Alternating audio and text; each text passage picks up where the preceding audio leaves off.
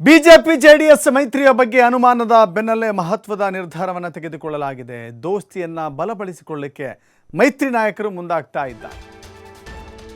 ದೋಸ್ತಿಯನ್ನು ಬಲಪಡಿಸಿಕೊಳ್ಳಲಿಕ್ಕೆ ಯಾಕೆಂತ ಹೇಳಿದ್ರೆ ಸ್ಥಳೀಯ ಮಟ್ಟದ ಚುನಾವಣೆಗಳಲ್ಲಿ ದೋಸ್ತಿ ಬಿರುಕಾಗುತ್ತೆ, ಪ್ರತ್ಯೇಕವಾಗಿ ಚುನಾವಣೆಗೆ ನಿಲ್ತಾರೆ ಎನ್ನುವ ಮಾತುಗಳಿತ್ತು. ಬಟ್ ಈಗ ಇಲ್ಲ. ವಿಧಾನ ಪರಿಷತ್ನ 4 ಕ್ಷೇತ್ರಗಳಲ್ಲೂ ಕೂಡ ಬಿಜೆಪಿ ಸ್ಪರ್ಧೆಗೆ ಜೊತೆಗೆ ಮೈತ್ರಿಯಲ್ಲಿಯೇ ಸ್ಪರ್ಧೆಗೆ ನಿರ್ಧಾರವನ್ನು ಮಾಡಿದ್ದಾರೆ. 4 ಕ್ಷೇತ್ರಗಳಲ್ಲೂ ಕೂಡ ವಿಧಾನ ಪರಿಷತ್ತಿನ 4 ಕ್ಷೇತ್ರಗಳಲ್ಲೂ ಕೂಡ ಬಿಜೆಪಿ ಅಭ್ಯರ್ಥಿಗಳ ಸ್ಪರ್ಧೆಗೆ ಒಪ್ಪಿಗೆ ಕೊಟ್ಟಿದ್ದಾರೆ ಎಚ್ ಡಿ ಕುಮಾರಸ್ವಾಮಿ. ಶಿಕ್ಷಕರ ಮತ್ತು ಪದವೀಧರ ಕ್ಷೇತ್ರಗಳಿಗೆ ನಡೆಯಲಿರುವಂಥ ಚುನಾವಣೆ ಅದು. ಬೆಂಗಳೂರು ಕ್ಷೇತ್ರವನ್ನು JDSಗೆ ಬಿಟ್ಟು ಕೊಡುವ ಬಗ್ಗೆ ಚರ್ಚೆ ನಡೀತು. ಆದರೆ ಮೇಲ್ಮನೆ ಸಂಖ್ಯಾಬಲದ ಲೆಕ್ಕಾಚಾರಕ್ಕೆ ಅನುಕೂಲವಾಗುವ ಹಿನ್ನೆಲೆ ತಮ್ಮ ಅಭ್ಯರ್ಥಿಗಳನ್ನೇ 4 ಕ್ಷೇತ್ರಗಳಲ್ಲಿ ಕಣಕ್ಕಿಳಿಸಲು ಬಿಜೆಪಿ ಚಿಂತನೆ ಮಾಡ್ತಾ ಇದೆ.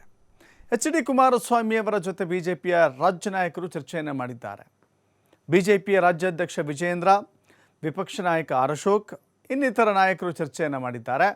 ಮಾತುಕತೆಗೆ ಬಹುತೇಕ ಒಪ್ಪಿಗೆಯನ್ನು ಸೂಚಿಸಿದ್ದಾರೆ ಅಂಥೇಳಿ ಗೊತ್ತಾಗ್ತಾ ಇದೆ. 4 ಕ್ಷೇತ್ರಗಳಲ್ಲಿ 4ಕ್ಕೆ 4 ಕ್ಷೇತ್ರಗಳನ್ನು ಬಿಜೆಪಿಗೆ ಬಿಟ್ಟು ಕೊಡುವಂಥ ದೊಡ್ಡ ಮನಸ್ಸನ್ನು ಇಲ್ಲಿ JDS ಮಾಡ್ತಾ ಇದೆ.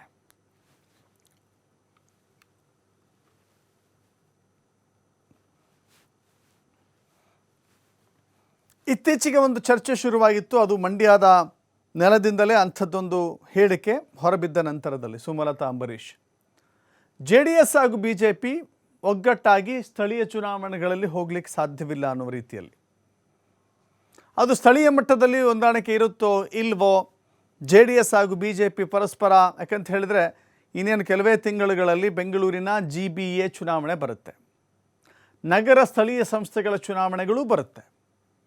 ಸೊ ಹೀಗಾಗಿ ನಗರ ಸ್ಥಳೀಯ ಸಂಸ್ಥೆಗಳ ಚುನಾವಣೆಗಳು, GBA ಚುನಾವಣೆ ಎಲ್ಲದರಲ್ಲೂ ಕೂಡ ಒಗ್ಗಟ್ಟಾಗಿ ಮುಂದುವರಿಬೇಕು ಅನ್ನೋದರ ಮುನ್ಸೂಚನೆ ಅನ್ನುವ ರೀತಿಯಲ್ಲಿ ಈ ಒಪ್ಪಂದ ಕಾಣಿಸ್ತಾ ಇದೆ.